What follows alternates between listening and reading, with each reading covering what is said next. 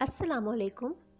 عمار مسعود کے افسانوں کی تحریر محبت کا نیلا رنگ سے افسانہ کہا پیش خدمت ہے۔ دوستی پرانی ہو جائے تو گفتگو کی ضرورت نہیں رہتی، ایک دوسرے کی موجودگی کا احساس ہی کافی ہوتا ہے۔ حال چال پوچھنا، گھر بار کی خیریت دریافت کرنا، مشکل وقت میں ایک دوسرے کے کام آنے کا وعدہ کرنا، عید کارڈ بھیجنا اور سالگرہ پر فون کرنا، یہ سب کچھ عرصے کے بعد فروئی سا لگتا ہے، ساتھ ہونے کا احساس ہی کافی ہوتا ہے۔ میں ان باتوں کو سمجھتا ہوں، مگر سلیم نہیں سمجھتا تھا۔ میں اور سلیم بچپن کے دوست تھے، ایک ہی محلے میں رہتے تھے، ایک ہی اسکول میں گئے، کالج میں بھی ساتھ ساتھ رہے، اور اب دونوں ایک ہی کالج میں استاد تھے۔ ہماری دوستی کو اتنے برس گزر گئے کہ اب جب ہم ساتھ نہیں ہوتے تھے تو بھی ساتھ ہونے کا احساس ضرور ہوتا تھا۔ ہم ایک دوسرے کے رنج خوشیاں بنا کہے جان لیتے تھے۔ اس کی ایک وجہ تو اتنے برس کا ساتھ تھا، اور دوسری وجہ روزانہ کالج میں ملاقات۔ ہمارے گھر والوں کی بھی آپس میں خوب بنتی تھی۔ میری بیوی اپنے سارے دکھڑے سلیم کی بیوی سے کہتی تھی، اور سلیم کے بچے میرے بچوں کے بہت اچھے دوست تھے۔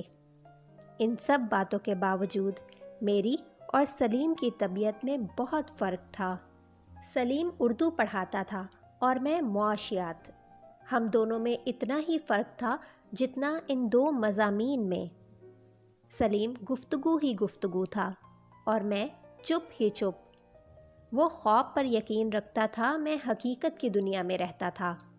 وہ غالب اور فیض کا دیوانہ تھا، اور میں ایڈم اسمتھ اور کارل مارکس کا پرستار تھا۔ وہ چیزوں کے وقتی جنون میں مبتلا ہو جاتا، میں دعوے اور دلیل سے کم بات نہیں کرتا تھا، مگر پھر بھی ہم دونوں کی شخصیت کا اختلاف تصادم نہیں تھا۔ سلیم دراصل اسلامیات میں ایم اے کرنا چاہتا تھا، مگر داخلہ اردو میں ہو گیا۔ میں معاشیات پڑھنا چاہتا تھا اور میں نے معاشیات میں ہی ایم اے کیا۔ سلیم کے ذہن کا ایک گوشہ اب بھی اسلامیات کی کلاس میں رہتا تھا۔ وہ مذہب کے تمام دقیق نقطوں پر بحث کرنے کے لیے ضروری علم اور اہلیت رکھتا تھا۔ اس معاملے میں اس کی معلومات حیران کر دینے والی تھیں۔ اولیاء اور صوفیہ کرام سے وہ خصوصی عقیدت رکھتا تھا۔ صوفیہ کی بیان کی ہوئی حکایات اور تصوف کی باریکیوں سے بخوبی واقف تھا۔ بزرگوں کے مزاروں سے بھی اس کو خصوصی دلچسپی تھی۔ میں اس کے برعکس ان معاملات سے بہت دور تھا۔ واجبی سا مسلمان تو ضرور تھا، مگر ضعیف الاعتقادی سے دور بھاگتا تھا۔ میں ہر شے کو ناپ تول کے اصول پر پرکھتا، تجزیہ کرتا اور پھر ان سے نتائج اخذ کرتا تھا۔ جو چیزیں وجود نہ رکھتیں ان کی اطاعت میرے لیے بڑا مشکل مرحلہ تھا۔ غیر مرئی قوتیں اور مافوق الفطرت واقعات میرے لیے صرف اتفاقات اور حادثات تھے، انہیں کسی کی کرامت ماننا میرے بس کی بات نہیں تھی۔ اختلاف کے اس بنیادی نقطے کے باوجود میری اور سلیم کی دوستی برسوں سے اسی طرح چل رہی تھی۔ وہ ہمیشہ مجھے قائل کرنے کی کوشش کرتا تو میں اسے دلیل سے سمجھاتا، گھمسان کا رن پڑتا۔ عقل اور عشق باہم دست و گریباں ہوتے، مگر اس بحث کا کبھی کوئی نتیجہ نہ نکلتا۔ آج تک نہ وہ مجھے قائل کر سکا، نہ کبھی میں اسے اپنا نقطہ نظر سمجھا سکا۔ ہم کالج میں کی ہوئی ساری بحث کو سگریٹوں کے دھوئیں میں اڑاتے اور وقت کو ایش ٹرے میں ڈال کر اپنے اپنے گھر کی راہ پکڑتے۔ گزشتہ کچھ عرصے سے سلیم نے ایک نیا جھنجٹ پال لیا تھا۔ اس کے مذہبی رجحانات اس کو ایک ایسے مقام پر لے گئے جہاں اس نے ایک پیر صاحب کی بیعت کر لی تھی۔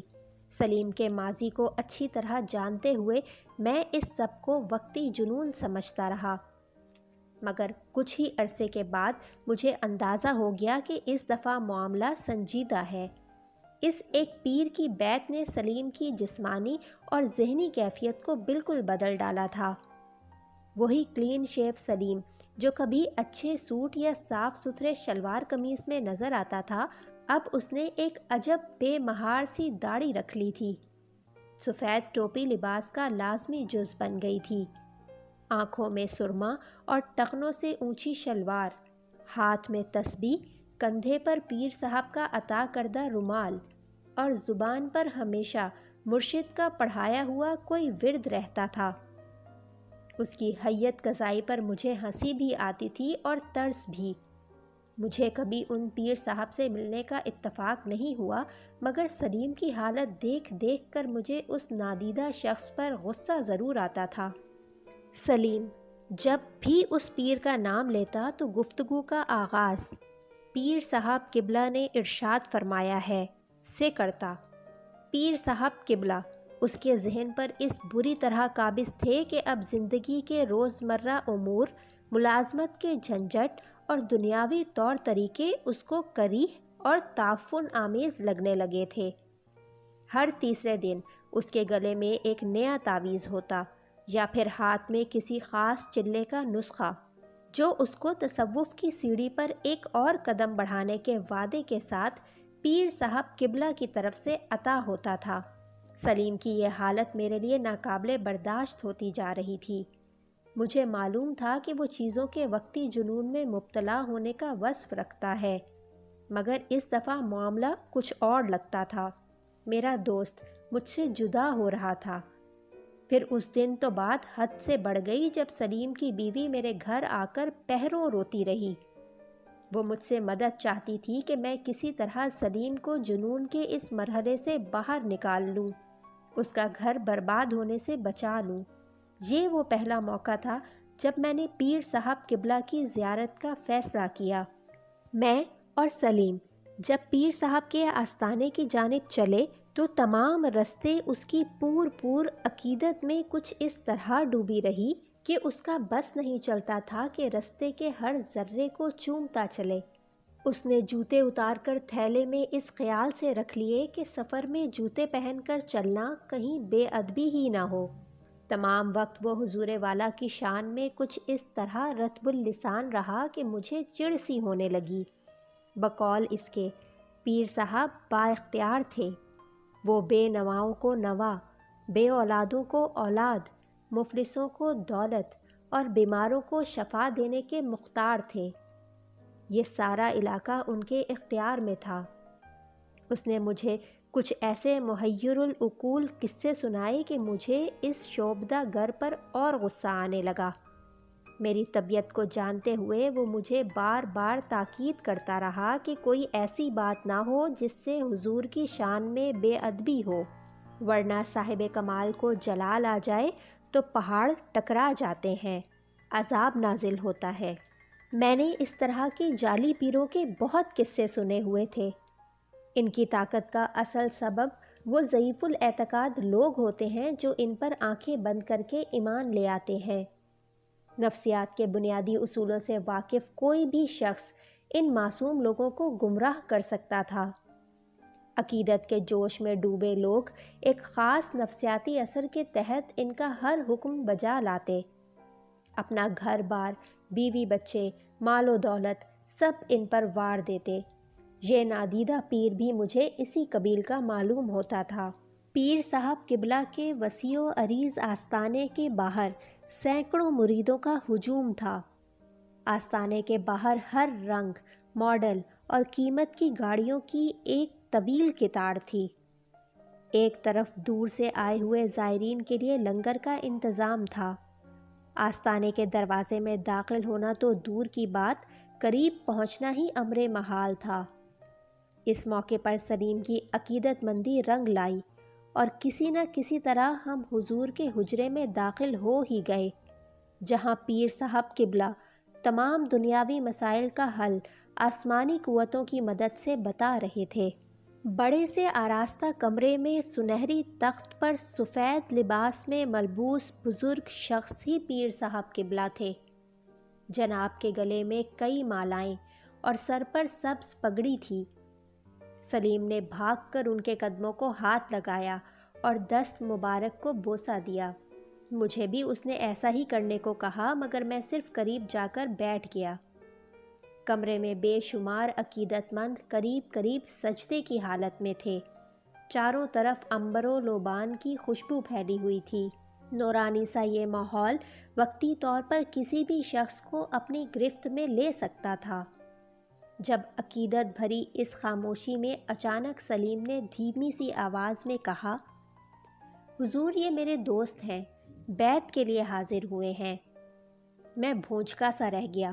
میرا ایسا قطعاً کوئی ارادہ نہیں تھا۔ میں تو اپنے دوست کو اس شخص کے چنگل سے چھڑانے کے لیے آیا تھا۔ میری نگاہیں پیر صاحب کے چہرے کا تفتیشی انداز میں طواف کر رہی تھیں۔ یہ بات پیر صاحب کی جہاں دیدہ نگاہوں نے محسوس کر لی۔ اچانک پیر صاحب کی آواز گرجی، تمہارا دوست ہمارا دوست نہیں ہو سکتا۔ اس کے دل میں وسوسے پل رہے ہیں، اور صراط مستقیم پر پلٹنے کے لیے اب اس کے پاس وقت بھی نہیں، مگر ہم اس کے لیے پھر بھی دعا کریں گے۔ مجھے پیر صاحب کی جانب سے اس اچانک حملے کی توقع نہیں تھی، پھر بھی میں ہمت کر کے بولا، کتنی مہلت ہے میرے پاس؟ میری آواز میں طنز اور غصے کی کاٹ کو کمرے میں موجود ہر شخص نے محسوس کیا۔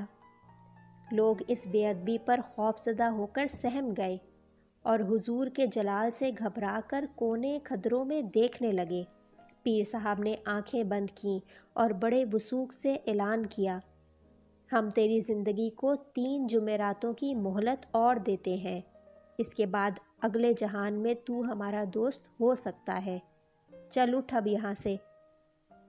میری جوان موت کے اس اعلان پر بہت سے عقیدت مند رونے لگے۔ سلیم نے کانپتے ہاتھوں سے مجھے پکڑا اور گھسیٹتا ہوا باہر لے آیا۔ اس دن کے بعد سے سلیم جب بھی مجھے ملا، ایسے ملا جیسے میرے جنازے کو کاندھا دے رہا ہو۔ جانے پیر صاحب کے اس فرمان کا کس طرح میرے اہل خانہ، کالج والوں اور محلے داروں کو علم ہو گیا۔ ہر شخص مجھ سے میری ہی تعزیت کرنے آ پہنچا۔ میری بیوی مجھ سے چھپ چھپ کر روتی اور سلیم کی بیوی کو کوستی کہ جس کی وجہ سے میری عین جوانی میں موت واقع ہونے والی تھی۔ اچانک میرے ارد گرد کے لوگ مجھ سے اچھا سلوک کرنے لگے۔ وہ مجھے بہانے بہانے سے استغفار کی اہمیت اور قبر کے عذاب سے بچنے کے وظیفے بتاتے، نزا کے وقت سورہ یاسین پڑھنے کی اہمیت سے آگاہ کرتے۔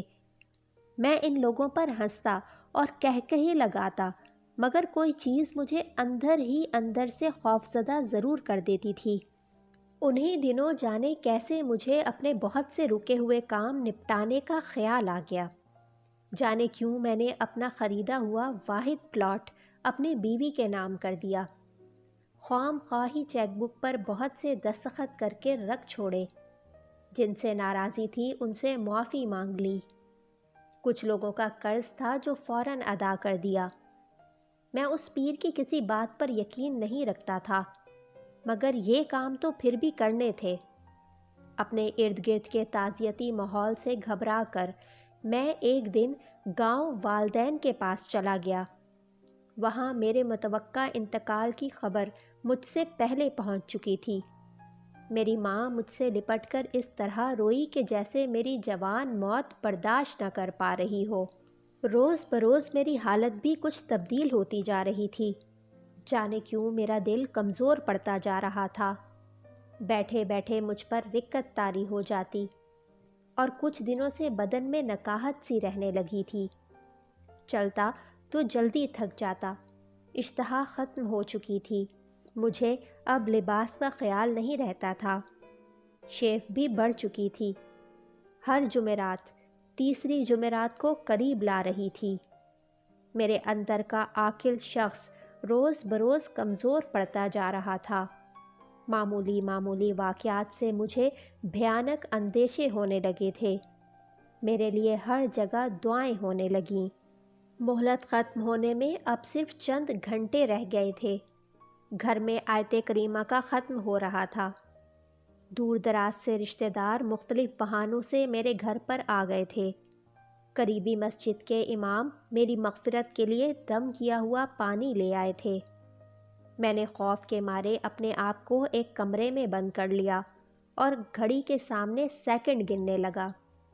ہر اگلے سیکنڈ میں میرا دل دھڑکنے لگتا، میرا ضبط ٹوٹنے لگتا۔ میں اچانک بے چارگی کے عالم میں گھڑی کے سامنے زار زار رو پڑا، اپنے گناہوں کی معافی مانگنے لگا، خود اپنی موت پر آنسو بہانے لگا۔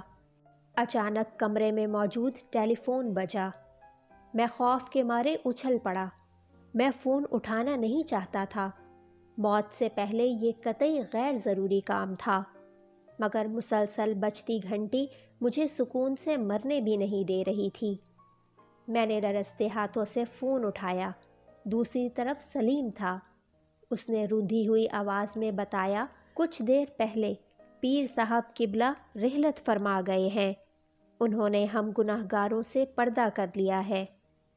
کسی کی موت پر ہنسنا بہت بری بات ہے، مگر میں پیر صاحب قبلہ کی رحلت کی اس خبر پر باوجود کوشش کے اپنا قہقہا ضبط نہ کر سکا۔